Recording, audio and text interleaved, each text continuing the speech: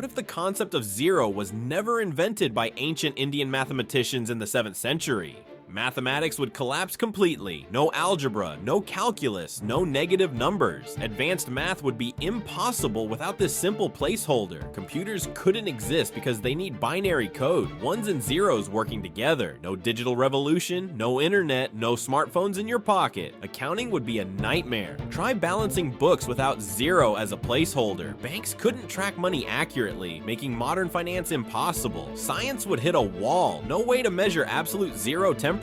Navigation systems couldn't work without coordinate grids that require zero. Physics equations describing empty space would be meaningless. Every formula we use today would crumble. This single concept from ancient India unlocked virtually every modern advancement. Without zero, humanity would still be stuck counting on fingers, unable to build the technological world around us. One symbol changed everything.